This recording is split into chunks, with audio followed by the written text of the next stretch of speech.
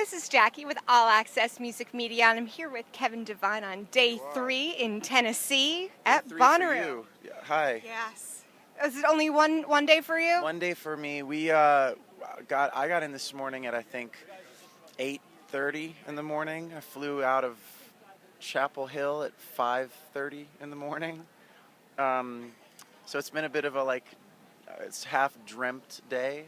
But it's been really good, and I can sleep when it's over. There you go. I mean, you got a little glitter on that side, so you know that's how you know you've been at Bonnaroo. You're either dirty, covered in glitter, or both. I have a sheen of probably Irish sunburn, glitter, sunscreen reapplied several times, and the thick sweat that anyone who's ever come to Bonnaroo knows is part and parcel with being here. Yeah. I don't know how you're holding up, but you're still here. So very, very. It's a very, very tenuous enterprise. It might be over soon, but oh no! That's why I'm talking to you before it falls apart. Yeah. And then there's like ice cream or beer or something. A tent. Yeah, that sounds great. A tent. A tent with ice cream and beer. I'm on to something here. I totally know what I'm doing next year. Next Bonnaroo. Yeah, forget all this. I mean, this is going to be great. Yeah, you could do this in the tent. I've got it for next year. Come find me next year. Businessman. It's on. Yeah. It's on. So, Kevin, you're a singer-songwriter. What inspires your lyrics? I tend to write, I guess, songs that are somewhat probing about what it's like to be a person or my experience of that. Some songs that are kind of deal with social justice issues, and some songs that are like love songs or family songs or drug songs or songs about making sense of what goes on. So I think the inspiration comes from all manner of places. Stuff you've lived, things you read, people you see and make up a story about, stuff in the news, dreams you have, and then sometimes you combine all that stuff. It's like half real and half made up. And if that makes sense. No, it definitely does. So are you from New York, or you live in New York now? I'm from there. I don't have the accent. I was just about to say I'm from New Jersey, and we don't sound. No, you don't sound home. like that. No, I don't know. Is that a source of yes, I don't sound? I don't know if it's a source for me, of it's pride. a source of nothing. But it's a source of conversation often with other people because no one ever thinks I'm actually from there. I mean, going back to when I was in 4th grade, I grew up in Brooklyn. Moved to Staten Island for 6th through 9th grade, and then 6th through end of high school, and then went to college in Manhattan. I've been back in Brooklyn since then. But I was in 4th grade. I remember going to a sleepover at my friend's house, and his mom was like, "Where in the Midwest are you from?" I was like, "I'm from 75th Street. I don't know what you're talking about." But I just never picked that thing up. So. Good, bad, or indifferent. I'm fine with it. I like hearing that thing. But I'm also fine not speaking that thing. When you go home, does it come out at all? Not that much. It comes out more in my brothers. And my dad used to, I guess, he was pissed off about something. It would get a little Brooklyn. My mom too. But or the beers.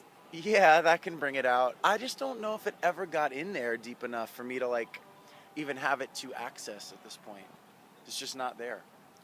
Do you? What about you? Does it come out? Think about it when you go home next time. You're gonna be like, oh man, I could really go for some coffee.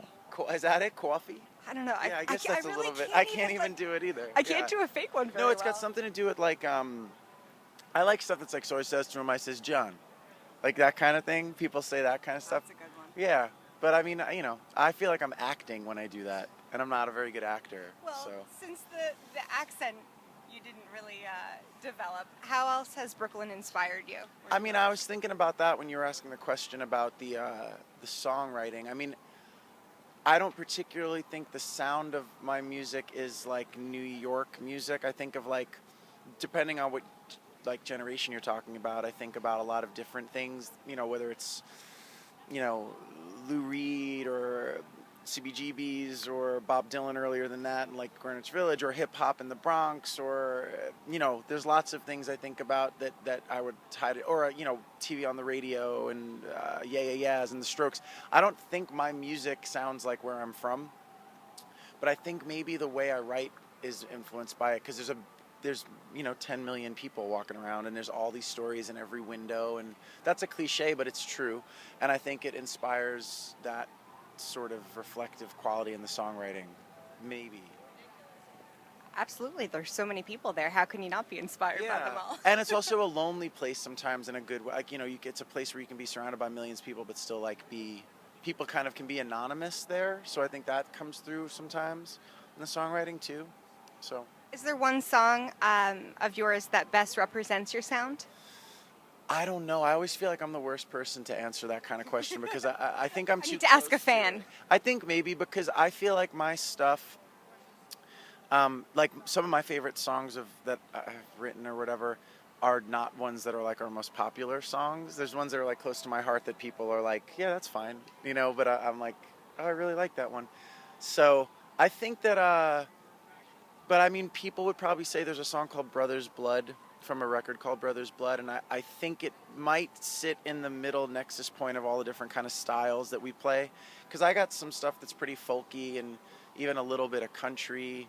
Then I have stuff that's like noise punk rock and stuff that's got violins and pianos and stuff that's like feedback and screaming and stuff that's just a guy with an acoustic guitar. I like songs. I worry about how I dress them up later, but Brother's Blood has kind of all of those things in one 8-minute song. So I would probably say, I guess that's what someone would say who's not me. I'll go ask some Bonnaroo fans later on. Speaking of Bonnaroo, how do you make a lasting impression on a Bonnaroo crowd?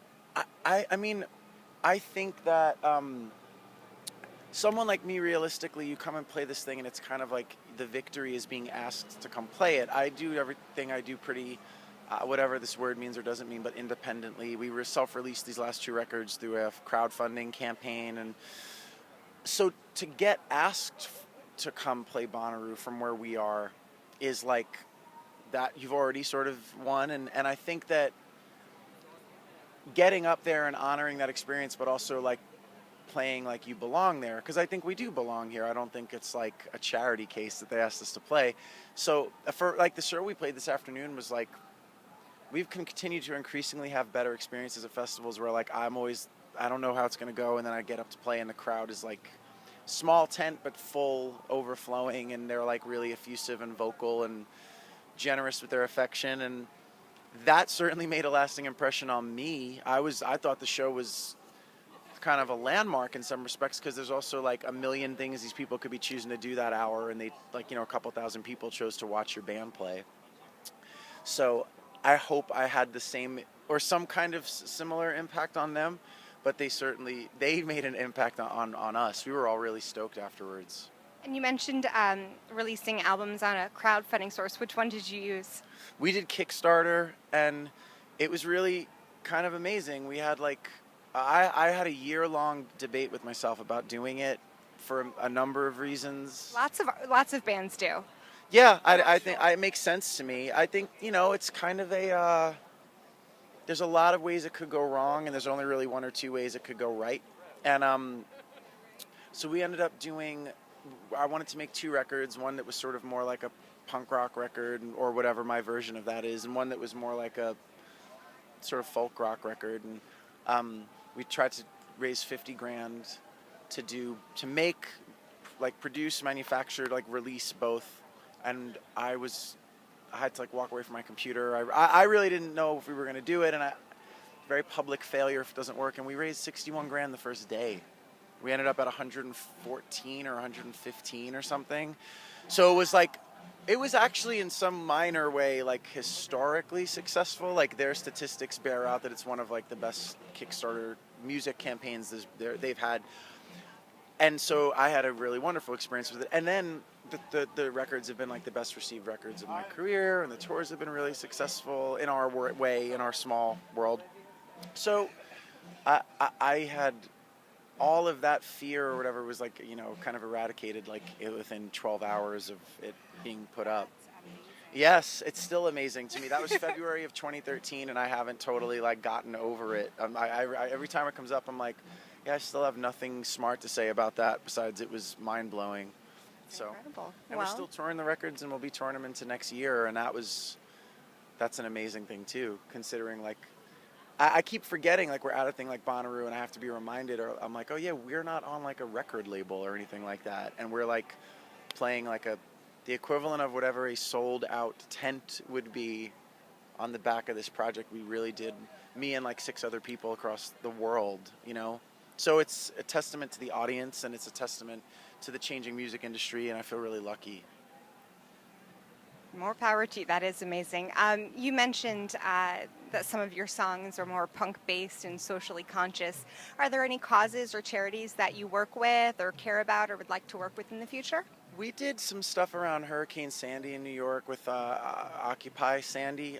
You know, the Occupy thing is complex politically for some people, but what I do really like about what they do in particular, since the occupations themselves have dissipated, is they get in on the ground floor with things like that. Like, they were bringing food and medical supplies and making runs to like the Rockaways or parts of Staten Island that were devastated before the government was getting in there, or FEMA was able to react, or the Red Cross was able to get its money greenlit to go there. And that was what needed to happen, I think. You need a certain level of expertise and bureaucratic muscle, but at the beginning, people just need to be like, yes, get me out of this apartment building that the power's dead and I'm 75 years old and I'm stuck on the 10th floor, or whatever, you know. So I was really impressed with that. So we did some fundraising for that. I've done some work with Doctors Without Borders. I think they're a really fantastic organization. And I you know, I've written songs about, I wrote a song on the record, Bubblegum, one of these 2 records, called Private First Class, about Chelsea Manning. And we've, on some level, been involved in like, just kind of maybe just aligning yourself publicly and trying to raise awareness around what happened to her and the trial and how kind of scary it is. And so those are things that are at the tip of my tongue right now. It's kind of, in the past, one of the first things I ever did was like put on an AIDS benefit concert for the gay men's health crisis in New York. But I mean, I also should say, it's not like, I don't want to paint the picture like that is a minor part. There's a lot of people who do a lot more work for that stuff with their music and outside of their music with their, you know, skills. So, but that's stuff that comes to mind. Excellent. So what's up next for you after Bonnaroo? Well, I go play a show tomorrow by myself, and today was a full band show. Tomorrow I got a show in Richmond, Virginia, and then I play in another group called Bad Books with the Manchester Orchestra guys. We have a show next week at a festival in Texas, and some spot touring throughout the summer in the U.S. and UK and Europe, and then figuring out the fall. But I'll be on the road for these records probably through the middle of next year. Sounds like you'll be busy. Yeah. So stay tuned for more from Kevin Devine. This is Jackie with All Access Music Media and In the Key of Change.